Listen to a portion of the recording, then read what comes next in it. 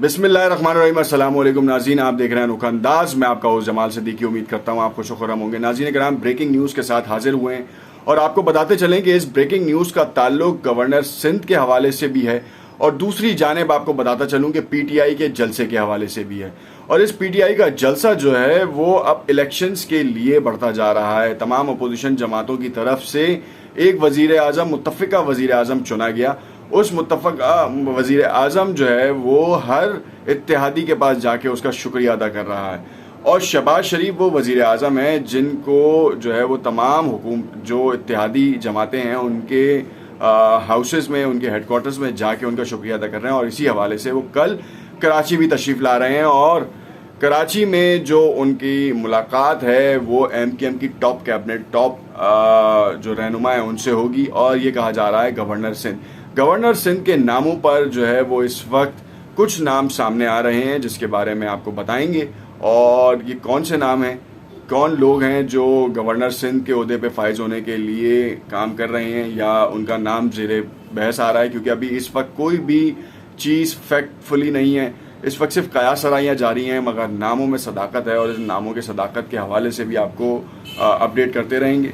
और अपने इस वीलॉग में बहुत सारी वीडियोज़ हैं, जो न्यूज़ हैं वो आपके साथ शेयर करेंगे, जिसमें इमरान खान साहब का एक बयान है जो अब तक शायद सोशल मीडिया या ब्रॉडकास्ट मीडिया की जीनत नहीं बन पाया। क्या अहम बयान है, क्या अहम पैगाम है, वो आपको बताएंगे।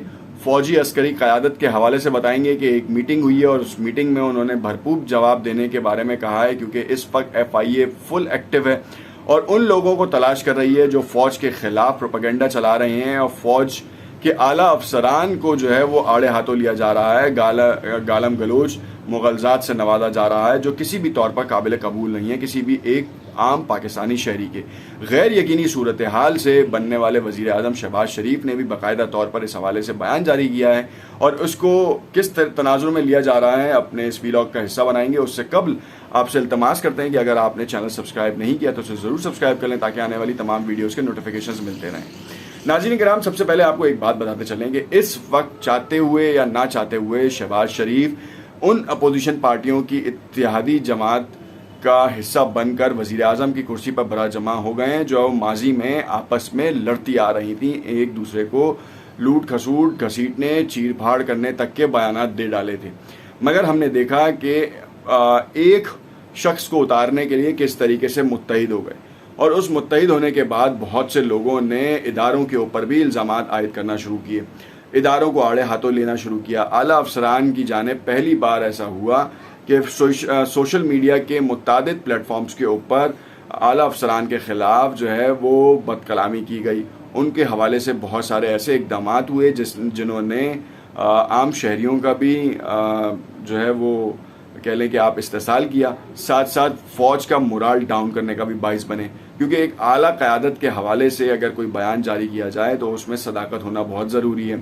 और लोगों का ख़्याल ये था कि जो आम आवाम है उनका ख़्याल बेसिकली ये है कि फ़ौज जो है वो तमाम चीज़ों के लिए बनी है। ऐसा नहीं है, फ़ौज अंदरूनी ख़तरात जो पाकिस्तान की सालमियत के ऊपर है उनके लिए है, बैरूनी ख़तरात के लिए है और आपकी जो सलाहियत है उसको बढ़ाने के लिए, ना कि वो आपकी सियासत को संभालने के लिए, क्योंकि मुल्क में मुतादिद बार जो है वो डिक्टेटरशिप रही है, इमरजेंसी का नफाज रहा जिसने जमहूरियत को बड़ा नुकसान पहुंचाया। तो इस बार फ़ौज ने अपने आप को इस पैटर्न से अलग रखा और तमाम इत्तेहादी जमातें जो अभी इस वक्त पहले अपोजिशन थी अब जो है वो हुकूमती हिस्सा हैं, उनका एक गठजोड़ हुआ। उस गठजोड़ के बाद उन्होंने एक हुकूमत को उतारा।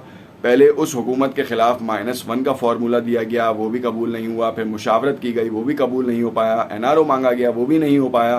तो फिर उसको तहरीक अदम एतमाद के थ्रू उतारा गया और उसको उतारने में बहुत ही ज़्यादा कठिन मराइल का सामना भी करना पड़ा, दोनों जानिब, हुकूमत की जानिब भी और अपोजिशन की जानिब भी। अब जब इमरान खान साहब सीट से डीसीट हो चुके हैं तो उसके बाद वो अपोजिशन में बैठने के बजाय सड़कों पर आने का उन्होंने ऐलान किया है। पेशावर से जलसे का इनेकाद किया जा रहा है और तो और अब वो कराची की तरफ रुख कर रहे हैं और कराची की आवाम जिन्होंने एहतजाज की कॉल पर भरपूर साथ दिया, मिलेनियम मॉल के ऊपर एक बहुत बड़ा क्राउड इकट्ठा किया। उस क्राउड में बहुत से ऐसे नारे लगे जो कि किसी भी तौर पर काबिल कबूल नहीं थे, जिसके बाद FIA हरकत में आई उन लोगों को पकड़ा गया जो ट्विटर के ऊपर ट्रेंड चला रहे थे, फेसबुक के ऊपर वीडियोस अपलोड कर रहे थे और बेजा तनकीद कर रहे थे। आप तनकीद करें एक लिमिट में रहकर, चाहे आप किसी के बारे में भी कर रहे हो, मगर आप उस लिमिट से हट के कोई काम करेंगे तो वो आपके लिए किसी भी तौर पर काबिल कबूल नहीं है। यही वो बात है जिसके बाद जो है वो FIA हरकत में आई और उसने उन लोगों को पकड़ा जो हद से ज़्यादा बढ़ गए थे। ये बात लोगों की समझ में नहीं है। लोग ये समझते आ रहे हैं कि पाक फौज जो है वो बिला वजह अपने ऊपर तनकीद करने वालों को पकड़ रही है। ऐसा कभी भी नहीं हुआ। माजी में भी बहुत सारे एंकर्स हों, यूट्यूबर्स हों, डिजिटल प्लेटफॉर्म्स के ऊपर इंडिविजुअल कैपेसिटी में लोगों के जानिब से किए जाने वाले इज़हार राय के ऊपर पाक फौज ने कभी भी ऐसी कोई हिकमत अपनी नहीं अपनाई अनटिल अनलेस कि उनके इदारे, उनके मोराल के ऊपर कोई काम किया जाए। और इस वक्त भी उन्हीं के मोराल के ऊपर काम किया जा रहा है कि जो बहुत ज़्यादा हद से गुजर चुका है, किसी कैंपेन का हिस्सा है, उनको गिरफ्तार किया जा रहा है और उनको गिरफ्तार करने के बाद जो है वो उनके खिलाफ कोर्ट में कार्रवाई होगी। ये भी नहीं है कि इंडिविजुअल कैपेसिटी में वो खुद कार्रवाई कर रहे हैं, वो कोर्ट का, वो कानून का सहारा ले रहे हैं। और वो कानून का सहारा लेने के लिए वो आपके जो लोकल गवर्नमेंट इंस्टीट्यूट्स हैं उनको जो है वो बराह रास्त इसमें इन्वॉल्व कर रहे हैं। जैसे FIA है, मुल्तान में कार्रवाई हुई, लाहौर में कार्रवाई हुई, इसी तरीके से मुतअद्दिद जगहों के ऊपर कार्रवाइयाँ होती जा रही हैं। अब देखना यह है कि शहबाज शरीफ साहब जो हैं वो कितनी रिलैक्सेशंस देते हैं उनको और तंबी करके छोड़ने का कोई बयान देते हैं। नादानी में, नादानिस्ता तौर पर जो है वो किसी एक हिस्से का सहारा बनने का एक जवाब पैदा करते हैं और कहते हैं कि ठीक है अब आइंदा ऐसा नहीं होगा और उनको छोड़ दिया जाता है। मगर कल जो बड़ा जो ब्रेकिंग न्यूज़ है वो ये है कि MQM के कौन कौन से नाम ज़ेरे बहस हैं गवर्नर सिंध के लिए। फैसल सब्जवारी जो कि सेनेटर हैं, क्या वो हैं? फ़ारूक नसीम जो हालिया तौर पर कानून का कलमदान से दस्तबरदार हुए हैं, या फिर अमीनुल हक जो IT के मिनिस्टर थे, या फिर खालिद मकबूल सिद्दीकी जो कि सरबराह MQM पाकिस्तान है। ये बड़ा अहमियत का हामिल सवाल है कि कौन बैठेगा गवर्नर की सीट के ऊपर। ये नाम तो सामने आ रहे हैं और इन नामों के हवाले से ही बातचीत की जा रही है।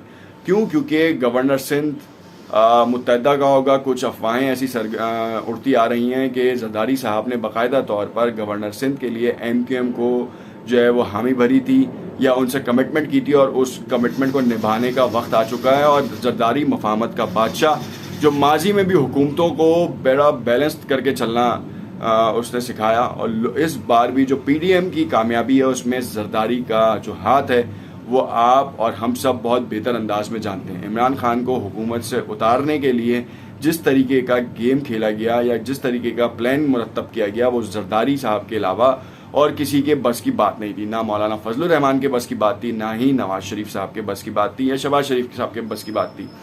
ये बहुत अहमियत की हामिल बात है। लोगों को शायद समझ में नहीं आ रहा कि ये जरदारी साहब ने कैसे किया, मगर जरदारी साहब वो शतरंज का मोहरा है कि जो जिस वक्त चाहते हैं चाल बदल देते हैं।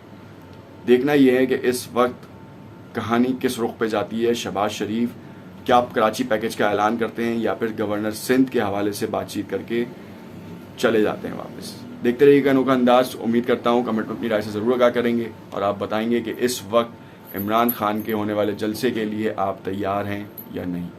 शुक्रिया।